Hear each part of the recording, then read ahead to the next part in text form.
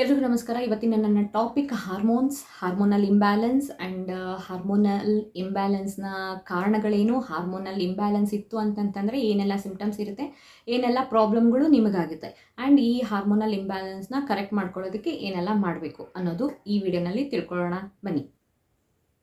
So first thing hormones ಅಂತಂತಂದರೆ ಏನು? Hormones ಅಂತಂತಂದರೆ ಕೆಮಿಕಲ್ಸ್, ನಮ್ಮ ದೇಹದಲ್ಲಿ ಪ್ರೊಡ್ಯೂಸ್ ಆಗುವಂತಹ ಕೆಮಿಕಲ್ಸು ಹಾರ್ಮೋನ್ಸ್, ಆಯಿತಾ? ಸೊ ಈ ಹಾರ್ಮೋನ್ ಏನಕ್ಕೆ ಪ್ರೊಡ್ಯೂಸ್ ಆಗುತ್ತೆ ನಮ್ಮ ದೇಹದಲ್ಲಿ ಅಂತಂತಂದರೆ ಮೆಸೇಜ್ ಪಾಸ್ ಮಾಡೋಕ್ಕೋಸ್ಕರ ಈ ಹಾರ್ಮೋನ್ಸು ಪ್ರೊಡ್ಯೂಸ್ ಆಗುತ್ತೆ. ಹೇಗೆ ಅಂತಂತಂದರೆ, ನಾವು ದೂರದಲ್ಲಿ ಎಲ್ಲೋ ಇದ್ದವ್ರಿಗೆ ಒಂದು ಮೆಸೇಜ್ ಕೊಡಬೇಕಿತ್ತು ಅಂತಂತಂದರೆ ಏನು ಮಾಡ್ತೀವಿ? ಫೋನ್ ಮಾಡಿ ಹೇಳ್ತೀವಲ್ವ.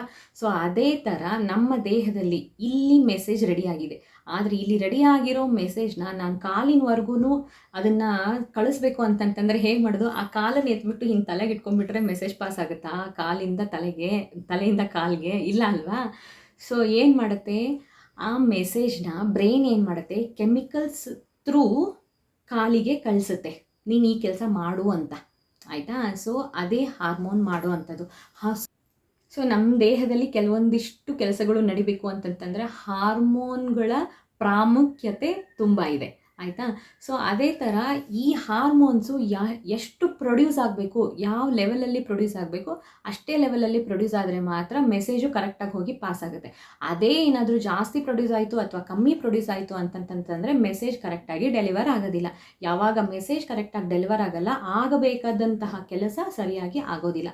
ಸೊ ಹಾಗಾಗಿಯೇ ಹಾರ್ಮೋನ್ಸು ಬ್ಯಾಲೆನ್ಸ್ ಆಗಿರೋದು, ಕರೆಕ್ಟ್ ಆಗಿರೋದು ತುಂಬ ಇಂಪಾರ್ಟೆಂಟು. ಯಾವಾಗ ಈ ಹಾರ್ಮೋನ್ಸು ಜಾಸ್ತಿನೋ ಅಥವಾ ಕಮ್ಮಿನೋ ಆಗುತ್ತೆ, ಮೆಸೇಜು ನಮ್ಮ ದೇಹದಲ್ಲಿ ಬೇರೆ ಪಾರ್ಟ್ಗಳಿಗೆ ಆ ಪಾರ್ಟ್ಗಳ ಕೆಲಸವನ್ನು ಹೇಳಬೇಕಾದಂತಹ ಮೆಸೇಜರು ಕರೆಕ್ಟಾಗಿ ಹೋಗಿ ತಲುಪಿಲ್ಲ ಅಂದವಾಗ ಆ ಕೆಲಸಗಳು ಸರಿಯಾಗಿ ಆಗೋದಿಲ್ಲ, ಆಯಿತಾ? ಆವಾಗ ಆ ಸಿಚುವೇಶನ್ನ ಹಾರ್ಮೋನಲ್ ಇಂಬ್ಯಾಲೆನ್ಸ್ ಅಂತ ಕರೀತಾರೆ, ಆಯಿತಾ? ಸಿಂಪಲ್ಲಾಗಿ ಹೇಳಬೇಕು ಅಂತಂದರೆ, ನಾನು ಬ್ಯಾಂಕಿಂದ ಒಂದು ಲೋನ್ ತೊಗೊಂಡಿದ್ದೀನಿ, ನಾನು ಅದರದ್ದು ಕಟ್ಟಿಲ್ಲ, ಎಷ್ಟು ಕಂತು ಕಟ್ಟಿಲ್ಲ ಅಂದವಾಗ ಬ್ಯಾಂಕ್ನವ್ರು ಏನು ಮಾಡ್ತಾರೆ, ಫಸ್ಟು ಒಬ್ಬನ್ನ ಕಳಿಸಿ ನೀವು ದುಡ್ಡು ಕಟ್ಟಿ ಅಂತ ಹೇಳ್ತಾರೆ. ನಾನು ಆವಾಗಲೂ ಕಟ್ಟಲಿಲ್ಲ ಅಂತಂತಂದರೆ ನೆಕ್ಸ್ಟು 2-3 ಜನನ ಕಳಿಸ್ತಾರೆ, ಆಯಿತಾ? ಸೊ ಯಾವಾಗ 3-4 ಜನ ಬರ್ತಾರೆ, ಅದು ಹೈ ಹಾರ್ಮೋನ್ಸ್, ಆಯಿತಾ? ಒಬ್ಬನೇ, ಅದು ಗೆಜೆಟೆಡ್ ಪೋಸ್ಟ್ ಇಲ್ಲದೆ ಇರುವಂಥ ಸುಮ್ಮನೆ ಯಾರನ್ನೋ ಒಬ್ಬರನ್ನ ನಾರ್ಮಲ್ ಪರ್ಸನನ್ನು ಕಳಿಸಿದ್ದು ಅಂತಂತಂದರೆ ನಾನು ಅವನನ್ನ ಮಾತೇ ಕೇಳೋದಿಲ್ಲ. ಆತ ಪಾಪ ಹೇಳ್ತಾನೆ ಇರ್ತಾನೆ, ಆದರೆ ಅವ್ರ ಮಾತನ್ನು ನಾನು ಕೇಳೋದೇ ಇಲ್ಲ, ನೆಗ್ಲೆಕ್ಟ್ ಮಾಡಿಬಿಡ್ತೀನಿ. ಅದರ ಅರ್ಥ ಲೋ ಹಾರ್ಮೋನ್ ಅಂತ, ಆಯಿತಾ? ಕರೆಕ್ಟಾಗಿ ಗೆಜೆಟೆಡ್ ಆಗಿರೋ, ಸ್ಟ್ರಾಂಗ್ ಆಗಿರೋ ಒಬ್ಬ ಪರ್ಸನನ್ನು ಕಳಿಸಿ ನೀನು ಕಟ್ಟಿಲ್ಲ, ನೀನು ಕಟ್ಟಬೇಕು, ಇಲ್ಲ ಅಂತಂದು ಸರಿಗೆ ಬಾರಿಸ್ತೀವಿ ಅಂತನೋ ಅಥವಾ ನಿಂದು ಯಾವುದೋ ಒಂದು ವಸ್ತುನ ಎತ್ಕೊಂಡು ಹೋಗ್ತೀವಿ ಅಂತನೋ ಏನಾದರೂ ಅವನ್ನ ಧಮಕಿ ಹಾಕ್ದ ಅಂತಂದರೆ ನೆಟ್ಟಗೆ ಕೆಲಸ ಮಾಡ್ತೀನಿ, ಅಂದರೆ ನೆಟ್ಟಿಗೆ ದುಡ್ಡು ಕಟ್ತೀನಿ ಅಲ್ವಾ?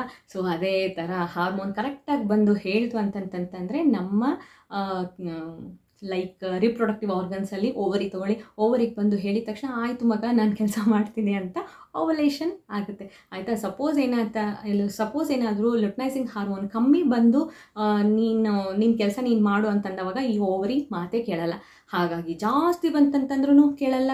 ಸೊ ಕಂಪ್ಲೀಟಾಗಿ ಹೇಳಬೇಕು ಅಂತಂತಂದರೆ ಹಾರ್ಮೋನಲ್ ಇಂಬ್ಯಾಲೆನ್ಸ್ ಅಂತಂತಂದರೆ ಹಾರ್ಮೋನ್ಸು ಪ್ರೊಡ್ಯೂಸ್ ಆಗಬೇಕಾಗಿರೋ ಅಂತಹ ರೇಂಜ್ಗಿಂತ ಜಾಸ್ತಿ ಹೋದ್ರೂ ಅದನ್ನು ಹಾರ್ಮೋನಲ್ ಇಂಬ್ಯಾಲೆನ್ಸ್ ಅಂತ ಕರೀತಾರೆ. ಕಮ್ಮಿ ಪ್ರೊಡ್ಯೂಸ್ ಆತಂತಂದ್ರೂ ಹಾರ್ಮೋನಲ್ ಇಂಬ್ಯಾಲೆನ್ಸ್ ಅಂತ ಕರೀತಾರೆ.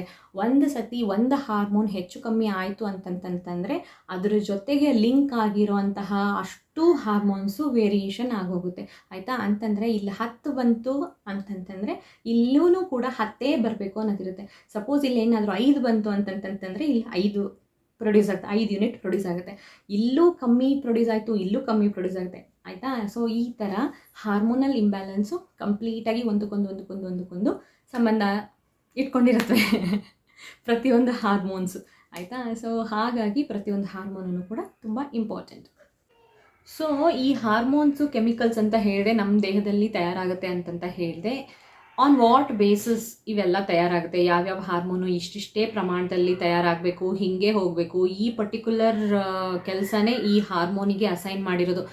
ಇದನ್ನೆಲ್ಲ ಮ್ಯಾನೇಜ್ ಮಾಡೋದಕ್ಕೆ ಒಂದು ಆರ್ಗನೈಸೇಷನ್ ಇದೆ ನಮ್ಮ ಬಾಡಿನಲ್ಲಿ, ಅದನ್ನೇ ಎಂಡೋಕ್ರೈನ್ ಸಿಸ್ಟಮ್ ಅಂತ ಹೇಳ್ತಾರೆ. ಸೊ ಈ ಎಂಡೋಕ್ರೈನ್ ಸಿಸ್ಟಮ್ನಿಂದನೇ ಯಾವ್ಯಾವ ಬಾಡಿ ಪಾರ್ಟ್ಸಲ್ಲಿ ಯಾವ್ಯಾವ ಹಾರ್ಮೋನ್ಸ್ ರೆಡಿ ಆಗಬೇಕು ಅನ್ನೋದು. ಯಾಕೆ ಅಂತಂತಂದರೆ ಥೈರಾಯ್ಡ್ ಗ್ಲ್ಯಾಂಡಿಂದ ಥೈರಾಯ್ಡ್ ಹಾರ್ಮೋನೇ ಪ್ರೊಡ್ಯೂಸ್ ಆಗಬೇಕು ಅನ್ನೋದು, ಪ್ರೋಸ್ಟೇಟ್ ಗ್ಲ್ಯಾಂಡಿಂದ ಯಾವುದು ಪ್ರೊಡ್ಯೂಸ್ ಆಗಬೇಕು ಅನ್ನೋದು, ಓವರಿಯಿಂದ ಯಾವ ಹಾರ್ಮೋನ್ ಪ್ರೊಡ್ಯೂಸ್ ಆಗಬೇಕು ಅನ್ನೋದು, ಆ್ಯಂಡ್ ಬ್ರೆಸ್ಟ್ ಟಿಶ್ಯೂಸಿಂದ ಯಾವ ಹಾರ್ಮೋನ್ ಪ್ರೊಡ್ಯೂಸ್ ಆಗಬೇಕು ಅನ್ನೋದು, ಇವೆಲ್ಲ ಪರ್ಟಿಕ್ಯುಲರ್ ಗ್ಲ್ಯಾಂಡ್ಸಿಂದ ಪರ್ಟಿಕ್ಯುಲರ್ ಹಾರ್ಮೋನ್ ಪ್ರೊಡ್ಯೂಸ್ ಆಗಬೇಕು, ಯಾವ ಅಮೌಂಟಲ್ಲಿ ಪ್ರೊಡ್ಯೂಸ್ ಆಗಬೇಕು, ಏನು ಕೆಲಸ ಮಾಡಬೇಕು, ಇಲ್ಲಿ ತಯಾರಾಗಿರೋ ಹಾರ್ಮೋನು ಅಲ್ಲಿಗೆ ಹೋಗಿ ಆ ಕೆಲಸ ಮಾಡ್ಕೊಂಡು ಬಾ ಅಂತ ಹೇಳೋದು, ಇದನ್ನೆಲ್ಲನೂ ಮ್ಯಾನೇಜ್ ಮಾಡೋದು ಎಂಡೋಕ್ರೈನ್ ಸಿಸ್ಟಮ್ ಆಯಿತಾ. ಸೊ ಆ ಎಂಡೋಕ್ರೈನ್ ಸಿಸ್ಟಮಿಂದಾನೇ ಈ ಹಾರ್ಮೋನ್ಸು ಪ್ರೊಡ್ಯೂಸ್ ಆಗೋದು particular ಅಮೌಂಟಲ್ಲಿ.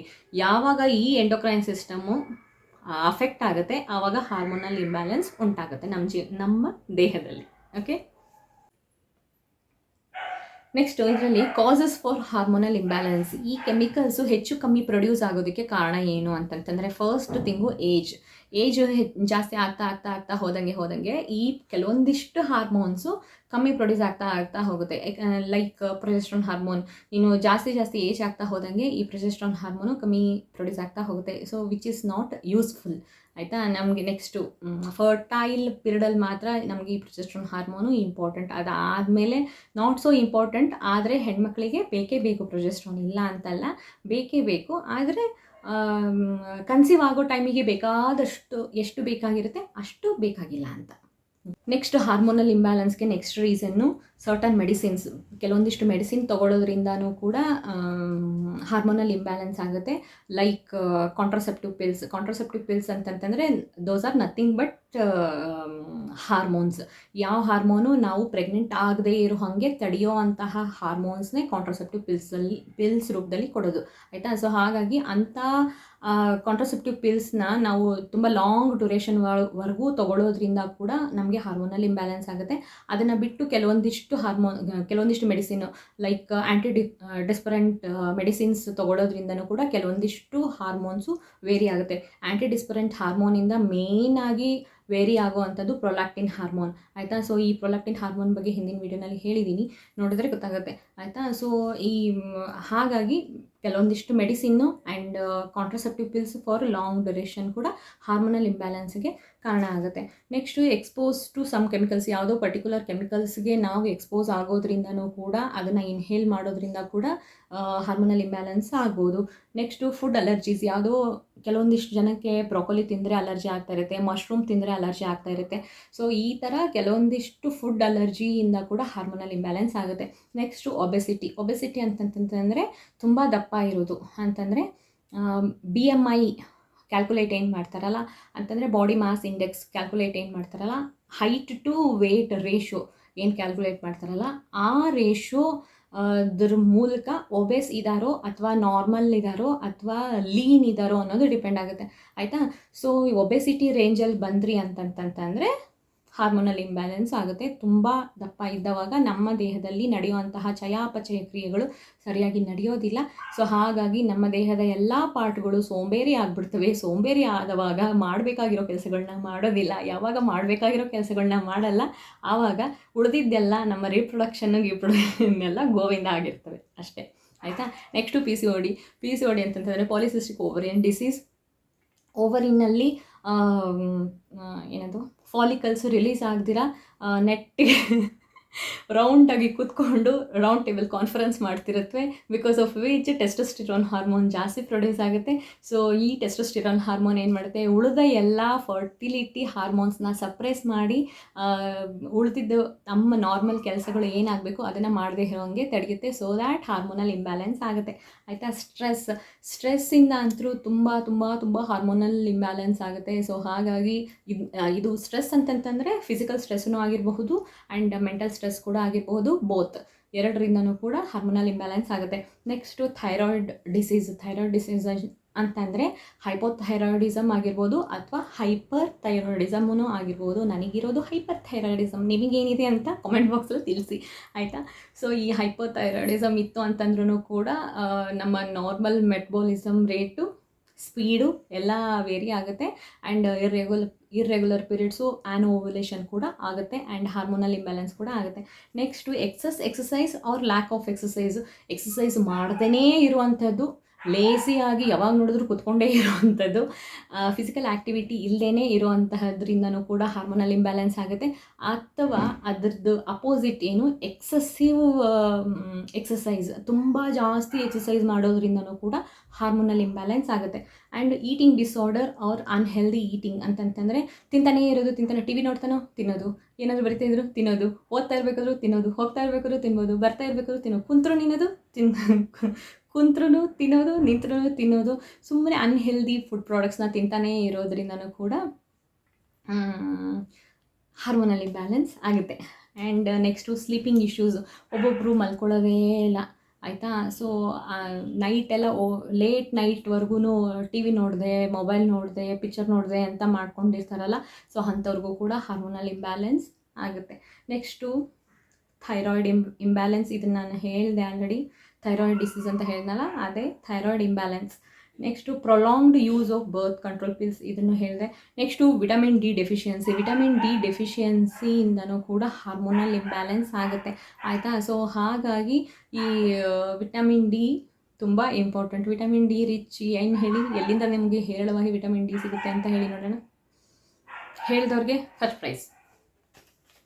Next symptoms of hormonal imbalance ಅಂತಂತಂದರೆ, ಹಾರ್ಮೋನಲ್ ಇಂಬ್ಯಾಲೆನ್ಸ್ ಇದೆ ಅನ್ನೋದು ನಿಮಗೆ ಹೇಗೆ ಗೊತ್ತಾಗುತ್ತೆ ಅನ್ನೋದಾಗಿರ್ಬೋದು, ಅಥವಾ ಹಾರ್ಮೋನಲ್ ಇಂಬ್ಯಾಲೆನ್ಸ್ ಇತ್ತು ಅಂತಂತಂದರೆ ಏನೆಲ್ಲ ಪ್ರಾಬ್ಲಮ್ ಆಗುತ್ತೆ, ಏನೆಲ್ಲ ಅಫೆಕ್ಟ್ ಆಗುತ್ತೆ ನಿಮ್ಮ ದೇಹದಲ್ಲಿ, ಏನೆಲ್ಲ ಚೇಂಜ್ ಆಗುತ್ತೆ ನಿಮ್ಮ ಲೈಫಲ್ಲಿ ಅನ್ನೋದು. Okay, first thing abnormal uterine bleeding ಅಂತಂತಂದರೆ, ಎಬ್ನಾರ್ಮಲ್ ಬ್ಲೀಡಿಂಗ್ ಅಂತಂತಂದರೆ ಜಾಸ್ತಿ ಹೆವಿ ಬ್ಲೀಡಿಂಗ್ ಆಗೋವಂಥದ್ದು ಅಂತಂದರೆ ಕ್ಲಾಟ್ಸ್ ಹೋಗೋದು. ನಾರ್ಮಲ್ ಬ್ಲೀಡಿಂಗ್ ಅಂತಂತಂದರೆ 3 ಪ್ಯಾಡ್ಸ್ ಪರ್ ಡೇ ಆಯಿತಾ. ಅದನ್ನು ಬಿಟ್ಟು ಜಾಸ್ತಿ ಬ್ಲೀಡಿಂಗ್ ಆಗೋದು ಆಯಿತಾ ಅಂತಂದರೆ ನಿಮಗೆ ಟಾಲ್ರೇಟ್ ಮಾಡೋಕ್ಕೆ ಆಗದೆ ಇರೋವಂಥದ್ದು. ಅಂತಂದರೆ ಎಲ್ಲಿ ಕೂತಲ್ಲೆಲ್ಲ ಪ್ರಿಂಟ್ ಬೀಳುತ್ತೆ ಅಂತಂದರೆ, ಬೆಡ್ ಮೇಲೆ ಕೂತಿದ್ರಿ ಅಂತಂದರೆ ಅಲ್ಲೂ ಪ್ರಿಂಟು, ಚೇರ್ ಮೇಲೆ ಕೂತಿದ್ರಿ ಅಂತಂದ್ರೆ ಪ್ರಿಂಟು, ಕೂತ್ಕೊಳ್ಳೋಕ್ಕಿಂತ ಮುಂಚೆ ಯೋಚನೆ ಮಾಡಿ ಕೂತ್ಕೊಳ್ಬೇಕು ಅನ್ನೋ ಅಂತಹ ಸಿಚುವೇಶನ್ ಯಾವಾಗ ಬರುತ್ತೆ, ಅದು ಹೆವಿ ಬ್ಲೀಡಿಂಗ್ ಅಂತ ಕನ್ಸಿಡರ್ ಆಗುತ್ತೆ ಆಯಿತಾ. ನೀವು ಪ್ಯಾಡ್ ಹಾಕಿದ್ರೂ ಇವಾಗ ಬಿಫೋರ್ 1 hour ಹಾಕೊಂಬಂದಿದ್ದೀರಾ ಅಂದ್ರೂ ನಿಮಗೆ ಹೆವಿ ಬ್ಲೀಡಿಂಗ್ ಆಗಿ ಅದು ಫುಲ್ ಪ್ಯಾಡು ವೆಟ್ಟಾಯಿತು ಅಂತಂತಂದರೆ ಹೆವಿ ಬ್ಲೀಡಿಂಗ್ ಲೆಕ್ಕನೇ ಆಯಿತಾ. ನೆಕ್ಸ್ಟು ಆ್ಯಕ್ನೆ, ಇಲ್ಲೆಲ್ಲ ಪಿಂಪಲ್ ಆಗೋದು, ತುಂಬ ಪಿಂಪಲ್ ಆದರೆ ಅದನ್ನು ಕೂಡ ಸಿಂಪ್ಟಮ್ಸ್ ಆಫ್ ಹಾರ್ಮೋನಲ್ ಇಂಬ್ಯಾಲೆನ್ಸ್, ಅಥವಾ ಹಾರ್ಮೋನಲ್ ಇಂಬ್ಯಾಲೆನ್ಸ್ ಇದ್ದವಾಗ ನಿಮಗೆ ಆ್ಯಕ್ನೆ ಆಗುತ್ತೆ ಅಂತ. ಆ್ಯಪಟೈಟ್ ಚೇಂಜಸ್ ಅಂತಂತಂದರೆ ನಿಮಗೆ ಹಸಿವೆ ಆಗೋದಿಲ್ಲ, ತಿನ್ನಬೇಕು ಅಂತಲೇ ಅನಿಸೋದಿಲ್ಲ, ನೋಡಿದ್ರೆ ವಾಂತಿ ಬರುವಂಥದ್ದು, ತಿನ್ನಬೇಕು ಅಂತ ಅನ್ನಿಸ್ತಾನೇ ಇಲ್ಲ, ಏನು ತಿನ್ನಬೇಕು ಅಂತಲೂ ಅನ್ನಿಸ್ತಾ ಇಲ್ಲ, ಅಥವಾ ಬರೀ ಸ್ವೀಟ್ ತಿನ್ನಬೇಕು ಅಂತ ಅನಿಸೋದಿಲ್ಲ, ಬರೀ ಖಾರ ತಿನ್ನಬೇಕು ಅಂತ ಅನಿಸೋದು. ಯಾವುದು ಪರ್ಟಿಕ್ಯುಲರ್ ಅಂತಂದರೆ ನೀವು ಮುಂಚೆ ಇದನ್ನು ಸ್ವೀಟ್ ಇಷ್ಟಪಡ್ತಿರ್ತೀರ, ಈಗ ಸಡನ್ನಾಗಿ ನಿಮಗೆ ಆ ಸ್ವೀಟ್ ಇಷ್ಟ ಆಗದೆ ಇರೋವಂಥದ್ದು. ಸೊ ಇದೆಲ್ಲ ಆ್ಯಪಟೈಟ್ ಚೇಂಜಸ್, ಇದೂ ಕೂಡ symptoms of hormonal imbalance. So that ಅಥವಾ ಹಾರ್ಮೋನಲ್ ಇಂಬ್ಯಾಲೆನ್ಸ್ ಇತ್ತು ಅಂತಂತಂದರೆ ಹೀಗಾಗಬಹುದು ಅಂತ. Next depression or anxiety. Depression ಅಂತಂತಂದರೆ ಡಿಪ್ರೆಷನ್ನು ಆ್ಯಂಗ್ಸೈಟಿಗೆ ದೊಡ್ಡ ಏನಂತಾರೆ ಅದಕ್ಕೆ ಡೆಫಿನಿಷನ್ಸೇ ಇದೆ. ಸಿಂಪಲ್ಲಾಗಿ ಹೇಳಬೇಕು ಅಂತಂತಂದರೆ ತುಂಬ ಬೇಜಾರು, ಯಾವುದು ಏನು ಮಾಡೋದಕ್ಕೂ ಇಂಟ್ರೆಸ್ಟ್ ಇಲ್ಲದೆ ಇರೋದಾಗಿರಬಹುದು. ಇದನ್ನು ಡೀಪಾಗಿ ನಾನು ಹೇಳೋದಕ್ಕಾಗೋದಿಲ್ಲ, ಯಾಕಂತಂದ್ರೆ ವರ್ಡ್ಸಲ್ಲಿ ಖಂಡಿತವಾಗ್ಲೂ ಇದನ್ನು ಡಿಪ್ರೆಷನ್ನು ಆ್ಯಂಗ್ಸೈಟಿನ ಎಕ್ಸ್ಪ್ಲೇನ್ ಮಾಡೋದಕ್ಕೆ ನನ್ನ ಕೈಲಿ ಆಗೋಲ್ಲ ಆಯಿತಾ. ಸೊ ಮಗುಗೋಸ್ಕರ ಕಷ್ಟಪಡ್ತಿರೋರಿಗೆ ಆಲ್ಮೋಸ್ಟ್ ಎಲ್ಲರಿಗೂ ಡಿಪ್ರೆಷನ್ ಆ್ಯಂಗ್ಸೈಟಿ ಇರುತ್ತೆ. ಯಾಕಂತಂತಂದರೆ ಅವರು ತುಂಬ ಸ್ಟ್ರೆಸ್ಸಲ್ಲಿ ಇರ್ತಾರೆ, ಹಾರ್ಮೋನಲ್ ಇಂಬ್ಯಾಲೆನ್ಸ್ ಇರುತ್ತೆ, ಆ ಫ್ರಸ್ಟ್ರೇಷನ್ ಇರುತ್ತೆ, because of which depression anxiety ಇರುತ್ತೆ ಆಯಿತಾ. Next early menopause age actually around 50 ಆಯಿತಾ. ಈ ಹಾರ್ಮೋನಲ್ ಇಂಬ್ಯಾಲೆನ್ಸಿಂದ ಮೆನೋಪೋಸು ಬೇಗ ಬರ್ಬೋದು, ಅಂತಂದರೆ 40 ಏಜ್ಗೆ ನಮ್ಮ ಪೀರಿಯಡ್ಸ್ ಬರೋದು ಸ್ಟಾಪ್ ಆಗುವಂಥದ್ದು ಮೆನೋಪೋಸ್ ಆಯಿತಾ. Next excess body hair and facial hair. ಈ ಹಾರ್ಮೋನಲ್ ಇಂಬ್ಯಾಲೆನ್ಸ್ ಇದ್ದವಾಗ ನಾನು ಆಲ್ರೆಡಿ ಹೇಳಿದ್ದೀನಿ ಹಿಂದಿನ ವೀಡಿಯೋನಲ್ಲಿ, ಟೆಸ್ಟೋಸ್ಟಿರೋನ್ ಹಾರ್ಮೋನ್ ಜಾಸ್ತಿ ಇತ್ತು ಅಂತಂತಂದರೆ ಇಲ್ಲೆಲ್ಲ ಹೇರ್ಸ್ ಬರೋದು, ಪ್ರೈವೇಟ್ ಪಾರ್ಟ್ಸ್ ಮೇಲೆಲ್ಲ ಜಾಸ್ತಿ ಹೇರ್ಸ್ ಬರೋದು, ಬಾಡಿ ಹೇರ್ಸ್ ಜಾಸ್ತಿ ಆಗೋದು ಆಗುತ್ತೆ. ಫಟೀಗ್ ಅಂತಂತಂದರೆ ಏನು ಮಾಡೋಕ್ಕೆ ಇಂಟ್ರೆಸ್ಟ್ ಇಲ್ಲದೆ ಇರೋವಂಥದ್ದು, ಲೆಥರ್ಜಿಕ್ ಅಂತ ಹೇಳ್ಬೋದು. ನೆಕ್ಸ್ಟು ಇನ್ಫರ್ಟಿಲಿಟಿ, ಇಂಪಾರ್ಟೆಂಟ್ ಏನು ಇನ್ಫರ್ಟಿಲಿಟಿ, ಕನ್ಸೀವ್ ಆಗೋದಕ್ಕೆ ಟ್ರೈ ಮಾಡ್ತಾ ಇರ್ತೀರಾ ಬಟ್ ಕನ್ಸೀವ್ ಆಗ್ತಾ ಇರೋದಿಲ್ಲ ಆಯಿತಾ. Most important hormonal imbalance symptom ಆಯಿತಾ. ನೆಕ್ಸ್ಟ್ ಇನ್ಸೋಮೇನಿಯಾ ಅಂತಂತಂದರೆ ನಿದ್ದೆನೇ ಬರದೇ ಇರೋದು ಇನ್ಸೋಮೇನಿಯಾ.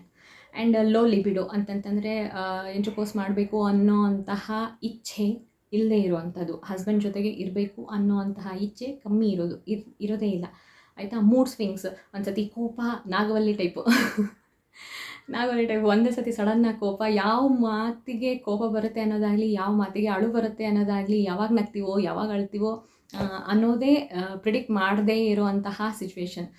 ಸಡನ್ನಾಗಿ ಚೇಂಜ್ ಆಗ್ತಾ ಇರುವಂಥದ್ದು ಮೂಡ್ ಸ್ವಿಂಗ್ಸ್, ಆಯಿತಾ. Irregular or excessive or absent periods. Irregular ಅಂತಂತಂದರೆ ಈಗ 30 ಡೇಸಿಗೆ ಬರೋದು, ಇಲ್ಲ 35 ಡೇಸಿಗೆ ಬರೋದು, ಇಲ್ಲಾಂತಂದರೆ 15 ಡೇಸಿಗೆ ಬರೋದು, ಈ ಥರ ಆಗಿರಬಹುದು. ಇಲ್ಲ ಅಂತಂತಂದರೆ ಹೆವಿ ಬ್ಲೀಡಿಂಗ್ ಆಗುವಂಥದ್ದು 15 ಡೇಸಿಗೆ, ಎವ್ರಿ 15 ಡೇಸ್ಗೆ, ಇಲ್ಲ ಎವ್ರಿ 20 ಡೇಸ್ಗೆ ಪೀರಿಯಡ್ಸ್ ಬರೋ ಅಂಥದ್ದು. ಅಥವಾ ಆಬ್ಸೆಂಟ್ ಆಫ್ ಪೀರಿಯಡ್ಸ್ ಅಂತಂತಂದರೆ 5-6 ಮಂತ್ಸ್ ಆದ್ರೂ ಪೀರಿಯಡ್ಸ್ ಬರ್ತಾನೇ ಇರುವಂಥದ್ದು, ಆಯಿತಾ. ಪ್ರೀ ಮೆನ್ಸ್ಟ್ರಲ್ ಸಿಂಡ್ರೋಮ್ ಅಂತಂತಂದರೆ PMS ಅಂತಂದರೆ ನಮಗೆ ಪೀರಿಯಡ್ಸೇ ಸ್ಟಾರ್ಟ್ ಆಗಿರಲ್ಲ, ಆದರೆ ಅದಕ್ಕಿಂತ ಮುಂಚೆನೇ ಕೋಪ ಬರೋದು, ಅಳು ಬರೋದು, ತುಂಬ ಬೇಜಾರಾಗೋದು, ಯಾರು ಏನಂದ್ರೂ ಅಳೋದು, ಯಾರು ಏನಂದ್ರೂ ಬೇಜಾರು ಮಾಡ್ಕೊಳ್ಳೋದು, ಬರೀ ಮಲ್ಕೋಬೇಕು ಅನ್ನೋದು, ಒಬ್ಬಳೇ ಇರಬೇಕು ಅಂತ ಅನ್ನೋದು, ಇದೆಲ್ಲ PMS. ಅದರಲ್ಲಿ ತುಂಬ ಡಿಸೈನ್ ಆಗಿರುವಂತಹ ಇದಿದೆ, ಲಕ್ಷಣಗಳಿದ್ದಾವೆ, ಒಬ್ಬೊಬ್ಬರು ಒಂದೊಂದು ಥರ, ಆಯಿತಾ. Next recurrent miscarriage. Hormonal imbalance ಇತ್ತು ಅಂತಂತಂದರೆ, ಸ್ಪೆಸಿಫಿಕ್ ಆಗಿ ಥೈರಾಯ್ಡ್ ತುಂಬ ಜಾಸ್ತಿ ಹೆಚ್ಚು ಕಮ್ಮಿ ಇತ್ತು ಅಂತಂತಂದರೆ, ಪ್ರೊಜೆಸ್ಟ್ರಾನ್ ತುಂಬ ಹೆಚ್ಚು ಕಮ್ಮಿ ಆಗ್ತಾ ಇತ್ತು ಅಂತಂತಂದರೆ ಮಿಸ್ಕ್ಯಾರೇಜಸ್ ಆಗ್ತಾ ಇರುವಂಥದ್ದು, ಹಗಲೆಲ್ಲ ಮಿಸ್ಕ್ಯಾರೇಜ್ ಆಗುವಂಥದ್ದು, ಆಯಿತಾ. ನೆಕ್ಸ್ಟು ಫೈಬ್ರಾಯ್ಡ್ಸ್, ಏನದು ಯೂಟ್ರಸಲ್ಲಿ ಗಡ್ಡೆಗಳು ಆಗುವಂಥದ್ದು. ಹಾರ್ಮೋನಲ್ ಇಂಬ್ಯಾಲೆನ್ಸ್ ಇತ್ತು ಅಂತಂತಂದರೆ ಫೈಬ್ರಾಯ್ಡ್ಸ್ ಆಗೋ ಚಾನ್ಸಸ್ ತುಂಬ ಜಾಸ್ತಿ ಇರುತ್ತೆ. And next vaginal dryness and weakness, ಶಕ್ತಿನೇ ಇಲ್ಲ ಅನ್ನೋದು. ಬೆಳಗ್ಗೆ ಸ್ಟಾರ್ಟ್ ಆದವಾಗ ಓಕೆ ಟೈಪ್ಸು, ನೈಟ್ ಆಗ್ತಾ ಯಪ್ಪ ಸಾಕು, ಮಲ್ಕೊಂಡ್ರೆ ಸಾಕು ಅನ್ನೋವಂತಹ ಫೀಲಿಂಗ್ ಇತ್ತು ಅಂತಂತಂದರೆ ಹಾರ್ಮೋನಲ್ ಇಂಬ್ಯಾಲೆನ್ಸ್ ಇರಬಹುದು. ಒಂದ್ಸತಿ ಚೆಕ್ ಮಾಡಿಸಿ, ಓಕೆ. ನೆಕ್ಸ್ಟು ವೇಟ್ ಚೇಂಜಸಲ್ಲಿ ಸಡನ್ನಾಗಿ ವೇಟ್ ಗೇನ್ ಆಗುವಂಥದ್ದು. ನೀವು 54 kg ಇದ್ದೀರಾ, ಸಡನ್ನಾಗಿ 10 kg ಜಾಸ್ತಿ ಆಗಿಬಿಟ್ಟೆ, ಇಲ್ಲಾಂತಂದ್ರೆ ಒಂದು 5 kg ಕಮ್ಮಿ ಆಗಿಬಿಟ್ಟೆ, ಹೀಗೆ ವಿತೌಟ್ ಎನಿ ಎಫರ್ಟ್ ಒಂದು ಸಡನ್ ವೇಟ್ ಜಾಸ್ತಿ ಆಗ್ಬಿಡೋದು, ಇಲ್ಲ ಸಡನ್ನಾಗಿ ವೇಟ್ ಕಮ್ಮಿ ಆಗಿಬಿಡೋದು, ಏನೂ ಮಾಡ್ದಿರ, ಆಯಿತಾ. ಹಂಗಾದವಾಗಲೂ ಕೂಡ ಹಾರ್ಮೋನಲ್ ಇಂಬ್ಯಾಲೆನ್ಸ್ ಇರಬಹುದು ಅನ್ನೋದು ಒಂದು ಆಪ್ಷನ್. ನೆಕ್ಸ್ಟು ಮೇಲ್ ಪ್ಯಾಟರ್ನ್ ಹೇರ್ ಲಾಸ್ ಅಂತಂದರೆ, ಇಲ್ಲಿ ಮಾತ್ರ ಫ್ರಂಟಲ್ಲಿ ಮಾತ್ರ ಕೂದಲು ಹೋಗೋದು, ಇಲ್ಲ ಹಿಂದ್ಗಡೆ ಮಾತ್ರ ಕೂದಲು ಹೋಗೋದು, ಅದು ಮೇಲ್ ಪ್ಯಾಟರ್ನ್ ಹೇರ್ ಲಾಸ್, ಆಯಿತಾ. ಇದೆಲ್ಲ ಏನು ಅಂತಂತಂದರೆ, ನಮಗೆ ಹಾರ್ಮೋನಲ್ ಇಂಬ್ಯಾಲೆನ್ಸ್ ಇತ್ತು ಅಂತಂತಂದರೆ ಇವೆಲ್ಲವೂ ಸಿಂಪ್ಟಮ್ಸ್ ಅಂತ, ಅಥವಾ ಈ ಹಾರ್ಮೋನಲ್ ಇಂಬ್ಯಾಲೆನ್ಸ್ ಇತ್ತು ಅಂತಂತಂದರೆ ಇವೆಲ್ಲ ಆಗುತ್ತವೆ ಅಂತ, okay. Next how to fix this hormonal imbalance ಅಂತಂದರೆ, ಹೇಗೆ ಈ ಹಾರ್ಮೋನಲ್ ಇಂಬ್ಯಾಲೆನ್ಸ್ನ ಸರಿ ಮಾಡ್ಕೋಬೇಕು ಅನ್ನೋದು, ಆಯಿತಾ. ಸೊ ಇದರಲ್ಲಿ ಏನು ಅಂತಂತಂದರೆ, ಫಸ್ಟ್ ಥಿಂಗು ಸೀಡ್ ಸೈಕ್ಲಿಂಗ್ ಮಾಡೋದ್ರಿಂದ ಕಂಪ್ಲೀಟಾಗಿ ನಿಮಗೆ ಹಾರ್ಮೋನಲ್ ಇಂಬ್ಯಾಲೆನ್ಸು ಕ್ಯೂರ್ ಆಗಿಬಿಡುತ್ತೆ ಅನ್ನೋದಲ್ಲ, but up to certain level hormones ಎಲ್ಲ ಬ್ಯಾಲೆನ್ಸ್ ಆಗುತ್ತೆ ಅಂತ, ಆಯಿತಾ. Next Ayurveda treatments. ಈ ಆಯುರ್ವೇದ ಟ್ರೀಟ್ಮೆಂಟ್ಸಲ್ಲಿ ಪಂಚಕರ್ಮ ಆಗಿರಬಹುದು ಅಥವಾ ವಮನ ಕ್ರಿಯೆ ಆಗಿರಬಹುದು, ಅಂದರೆ ನಿಮಗೆ ಬಾಡಿ ಪ್ಯೂರಿಫೈ ಮಾಡ್ತಾರೆ, ಒಳಗಡೆಯಿಂದನೂ ಹೊರಗಡೆಯಿಂದನೂ, ಆಯಿತಾ. ಸೊ ಇದನ್ನು ಮಾಡೋದ್ರಿಂದನೂ ಕೂಡ ಫರ್ಟಿಲಿಟಿ ಬೂಸ್ಟ್ ಆಗುತ್ತೆ ಅಂತ ಹೇಳ್ತಾರೆ. ನಾನು ಮಾಡಿಸ್ಕೊಂಡಿದ್ದೀನಿ, ವಮನ ಕ್ರಿಯೆ ಎಲ್ಲ ಮಾಡಿಸ್ಕೊಂಡಿದ್ದೀನಿ, ಪಂಚಕರ್ಮ ಎಲ್ಲ ಮಾಡಿಸಿದ್ದೀನಿ, ಅಮ್ಮ ಆದರೆ ಮಾಡಿಸ್ಕೊಳ್ಳಿ, ಆಯಿತಾ. ಯಾರಿಗೆ ಗೊತ್ತು, ಯಾರಿಗೆ ಯಾವುದರಿಂದ ಹೆಲ್ಪ್ ಆಗುತ್ತೆ ಅಂತ ಹೇಳೋಕ್ಕಾಗಲ್ಲ ಅಲ್ವಾ. ಸೊ ಅದಕ್ಕೆ, ಆಯಿತಾ.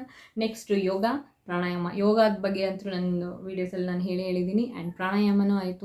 ನೆಕ್ಸ್ಟು ಹೆಲ್ದಿ ಡಯಟ್ ಅಂತಂತಂದರೆ ಫರ್ಟಿಲಿಟಿ ಡಯಟ್ ಅಂತಾನೆ, ಆಯಿತಾ. ಏನೇನು ತಿನ್ನಬೇಕು, ಯಾವೆಲ್ಲ ಫ್ರೂಟ್ಸ್ ತಿನ್ನೋದ್ರಿಂದ ನಮ್ಮ ಫಾಲಿಕ್ ಆ್ಯಸಿಡ್ ರಿಚ್ ಫುಡ್ಸ್ ಆಗಿರಬಹುದು, ಪ್ರೊಜೆಸ್ಟ್ರಾನ್ ರಿಚ್ ಫುಡ್ಸ್ ಆಗಿರ್ಬೋದು, ವಿಟಮಿನ್ ಡಿ ರಿಚ್ ಫುಡ್ಸ್ ಆಗಿರ್ಬೋದು, ಒಮೆಗಾ 3 ರಿಚ್ ಫುಡ್ಸ್ ಆಗಿರ್ಬೋದು, ಇವೆಲ್ಲ ತೊಗೋಬೇಕು, ಆಯಿತಾ. ಇವೆಲ್ಲ ಯಾವುದ್ಯಾವುದರಲ್ಲಿ ರಿಚ್ ಆಗಿದೆ ಅನ್ನೋದನ್ನು ನೋಡಿ ಆ ಪರ್ಟಿಕ್ಯುಲರ್ ಫುಡ್ಸ್ನ ತೊಗೋಬೇಕು. ಇದ್ರ ಬಗ್ಗೆ ಇನ್ನೊಂದು ವಿಡಿಯೋ ಮಾಡ್ತೀನಿ ಡೀಟೇಲಾಗಿ, ಆಯಿತಾ. ಅಲ್ಲಿವರೆಗೂ ಇಷ್ಟೇ, ಆಯಿತಾ. ನೆಕ್ಸ್ಟು ಫರ್ಟಿಲಿಟಿ ಮಸಾಜ್ ಅಂತಂತಂದರೆ, ಅಬ್ಡೋಮನ್ ಮೇಲೆ ಪರ್ಟಿಕ್ಯುಲರ್ ಆಯಿಲ್ ಅಂತಂದರೆ, ಈ ಕಡೆ ಎಲ್ಲ ಹರಳೆಣ್ಣೆ, ಆ ಕಡೆ ಎಲ್ಲ ಸಾಸಿವೆ ಎಣ್ಣೆ, ಆಯಿತಾ. ಸೊ ಆಯಿಲ್ ತೊಗೊಂಡು ಮಸಾಜ್ ಮಾಡೋದು, ಸರ್ಕ್ಯುಲರ್ ಮೋಷನಲ್ಲಿ ಮಸಾಜ್ ಮಾಡೋದು, ಸೊ ದ್ಯಾಟ್ ಅಲ್ಲಿ ಒಳಗಡೆ ಇರುವಂತಹ ಆರ್ಗನ್ಸು ಸ್ಟಿಮ್ಯುಲೇಟ್ ಆಗುತ್ತೆ, ಸರಿಯಾಗಿ ಕೆಲಸ ಮಾಡುತ್ತೆ. ಹೇಗೆ ಕೆಲಸ ಮಾಡುತ್ತೆ ಅಂತಂದರೆ, ರಕ್ತ ಪರಿಚಲನೆ ಚೆನ್ನಾಗಾಗೋದ್ರಿಂದ ಹೆಲ್ದಿ ಆಗುತ್ತೆ ಪ್ರತಿಯೊಂದು ಆರ್ಗನ್ಸು. ಯಾವಾಗ ಹೆಲ್ದಿ ಆಗುತ್ತೆ, ಯಾವಾಗ ಬ್ಲಡ್ ಸರ್ಕ್ಯುಲೇಷನ್ ಜಾಸ್ತಿ ಆಗುತ್ತೆ, ಆವಾಗ ಸರಿಯಾಗಿ ಕೆಲಸ ಮಾಡುತ್ತೆ, ಆಯಿತಾ. ನೆಕ್ಸ್ಟು ಫರ್ಟಿಲಿಟಿ ಅಕ್ಯುಪಂಕ್ಚರ್ ಅಂತಂದರೆ, ಈಗ ಪರ್ಟಿಕ್ಯುಲರ್ ಆ್ಯಕ್ಟಿವೇಶನ್ ಇದಿರುತ್ತೆ, ಪಾಯಿಂಟ್ಸ್ ಇರುತ್ತೆ, ಆ ಪರ್ಟಿಕ್ಯುಲರ್ ಪಾಯಿಂಟ್ಸ್ನ ನೀವು ಪ್ರೆಸ್ ಮಾಡಿ ಹಿಡ್ಕೊಂಡಾಗ ಫರ್ಟಿಲಿಟಿ ಬೂಸ್ಟ್ ಆಗುತ್ತೆ, ಆಯಿತಾ. ಇದನ್ನು ಆಕ್ಯುಪಂಕ್ಚರ್ ಬಗ್ಗೆ ಎಲ್ಲ ತಿಳ್ಕೊಂಡಿರೋರ ಹತ್ರ ಕೇಳಿಕೊಂಡು ಅವ್ರ ಗೈಡೆನ್ಸಲ್ಲಿ ಮಾಡಬೇಕು, ಸುಮ್ಮನೆ ಬ್ಲೈಂಡಾಗಿ ಮಾಡಬೇಡಿ. ಓಕೆ, ಇವೆಲ್ಲ ಮಾಡೋದ್ರಿಂದ ಹಾರ್ಮೋನಲ್ ಇಂಬ್ಯಾಲೆನ್ಸು ಸರಿಯಾಗುತ್ತೆ. ಓಕೆ, ಈ ವಿಡಿಯೋದಲ್ಲಿ ಆಲ್ಮೋಸ್ಟ್ ಹಾರ್ಮೋನ್ಸ್ ಅಂದ್ರೇನು, ಹಾರ್ಮೋನಲ್ ಇಂಬ್ಯಾಲೆನ್ಸ್ ಅಂದ್ರೇನು, ಹಾರ್ಮೋನಲ್ ಇಂಬ್ಯಾಲೆನ್ಸ್ ಇತ್ತು ಅಂದರೆ ಸಿಮ್ಟಮ್ಸ್ ಏನೇನಿರುತ್ತೆ, ಹಾರ್ಮೋನಲ್ ಇಂಬ್ಯಾಲೆನ್ಸ್ಗೆ ರೀಸನ್ಸ್ ಏನೇನು, how to fix hormonal imbalance ಅಂತ, ಇದ್ರ ಬಗ್ಗೆ ಮತ್ತೇನಾದರೂ ಡೌಟ್ ಇತ್ತು ಅಂತಂತಂದರೆ ಕಾಮೆಂಟ್ ಬಾಕ್ಸಲ್ಲಿ ತಿಳಿಸಿ ಉತ್ತರ ಕೊಡೋದಕ್ಕೆ ಟ್ರೈ ಮಾಡ್ತೀನಿ. ಧನ್ಯವಾದ. ಆ್ಯಂಡ್ ಇನ್ನೊಂದು ಮತ್ಬಿಟ್ಟೆ, ಈ ವಿಡಿಯೋಸ್ ನಿಮಗೆ ಹೆಲ್ಪ್ಫುಲ್ ಅಂತ ಅನ್ನಿಸ್ತು ಅಂತಂತಂದರೆ ದಯವಿಟ್ಟು ಲೈಕ್ ಮಾಡಿ, ಕಾಮೆಂಟ್ ಮಾಡಿ ಆ್ಯಂಡ್ ಶೇರ್ ಮಾಡಿ. ಬಾಯ್ ಬಾಯ್.